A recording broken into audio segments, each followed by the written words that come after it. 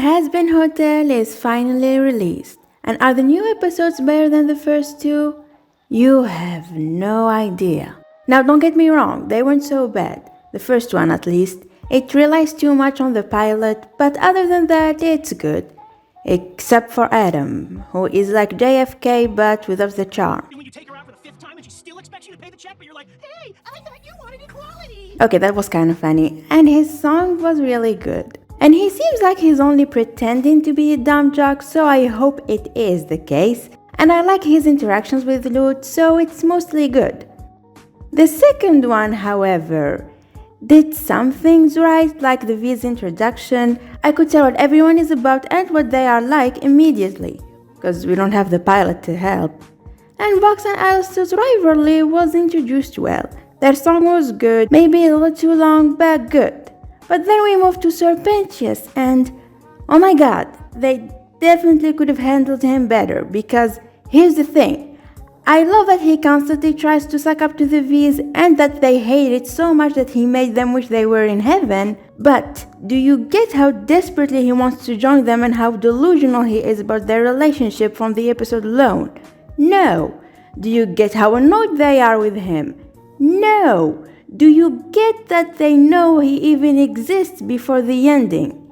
No.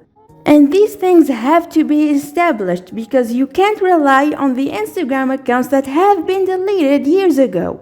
But no matter, episode 3 and 4 made up for their mistakes and more, starting with episode 3. Admittedly, it's not really that great, despite it being better than episode 2, mainly because of Veggi's character development, if you can call it that. Because it went from Veggi's trust issues to what she can do for Charlie, and I think she's doing enough. That wasn't really a problem, or at least it wasn't established at all, not even in the pilot, so what gives? But her song shows how much Charlie means to her, so maybe that was the point of all of this. But despite this, it's not really that offensive. Not like how they revealed who killed that angel this soon. Damn it, Carmilla, I know you had to kill the angel, but you didn't have to kill the suspense as well. And speaking of which, I don't think she was done badly. I mean, they definitely should have waited a little longer to reveal that, but I think her motivations for keeping it a secret make sense. And I know what you're thinking. She is a weapons manufacturer, an arms dealer. Why would she be afraid the war might break out and a lot of people will die? That's her entire business.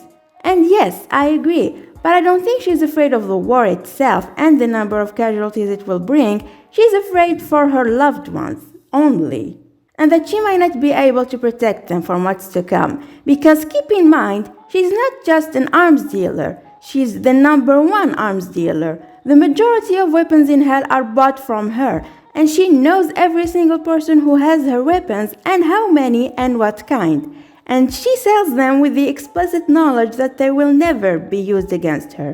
Plus, I'm sure she keeps the best ones all to herself. And this is the security that she built for her and her family. It doesn't matter if her weapons kill a few thousands in turf wars, there will be thousands more sinners to replace them. And the extermination kills enough people to cause a problem for her business, but it's a mild inconvenience at worst. There's a reason why billionaires keep telling us peasants to have more babies, you know. And she can handle herself still. This coming war, however, is different. And she doesn't know if she can survive it. So the best she can do is try to maintain the status quo and keep this war with heaven from breaking out. Plus, if things do go badly and she managed to survive it, everyone will blame her for it once they find out what she did. So yeah. And I don't think we're meant to sympathize with her either. Because yes, she wants to protect her family, and yes, that's a noble cause, but it's at the expense of everyone else. And keep in mind, she's not only a sinner, she's also an overlord. And I'm sure she didn't get to where she is by following her good Christian values. So yeah, she's not so bad and interesting, enough for me to want to see her again at least.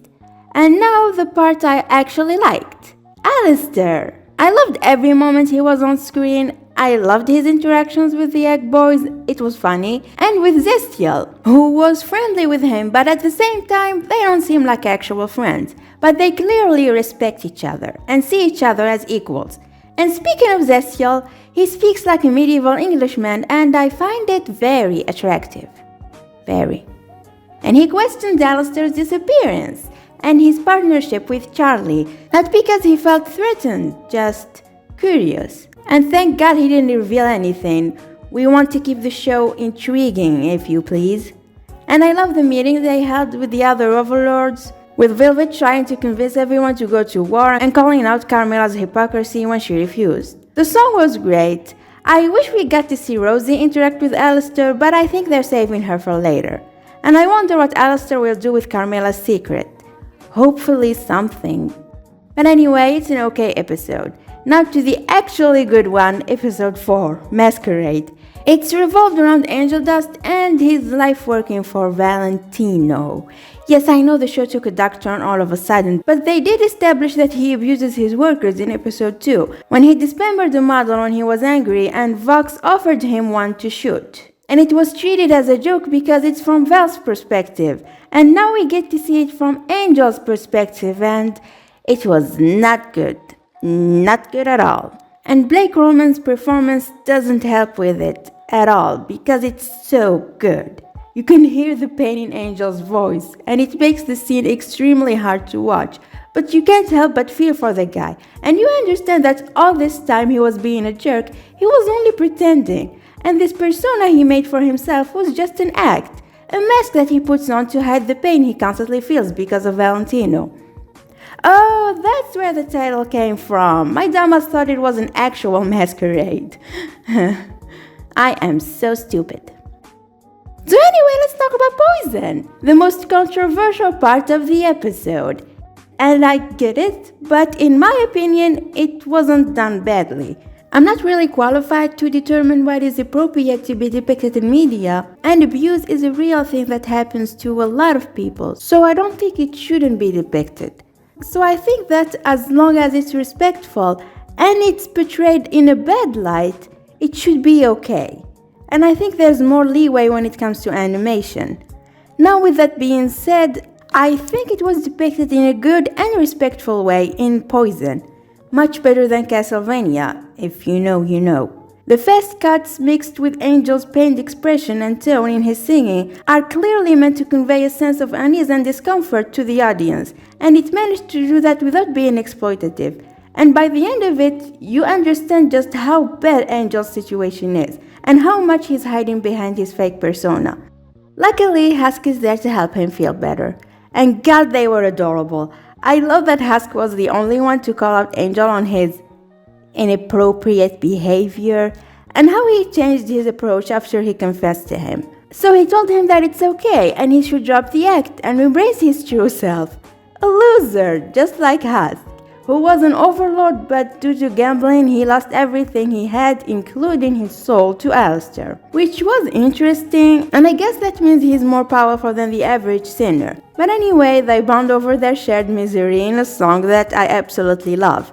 Mainly because Keith David is the one singing. But I do love how Husk doesn't sugarcoat it or anything, and told him that yes, his life sucks, but at least he's not alone, and he has Husk to keep him company so that both their lives would suck a little less. And it was really cute. Fucking singing? Of course they're singing, it's a musical. And Husker just seems really promising. There's nothing romantic yet, but I'm glad they're friends now, and I'm really enjoying their interactions. All in all, the show picked itself up in terms of quality. While still not perfect, it does have a lot of potential, like we've seen with Masquerade, and I hope the next episodes will be as good, if not better. Anyway, that's all I have to say. Thank you so much for watching, and I'll see you all next time. That was a productive meeting.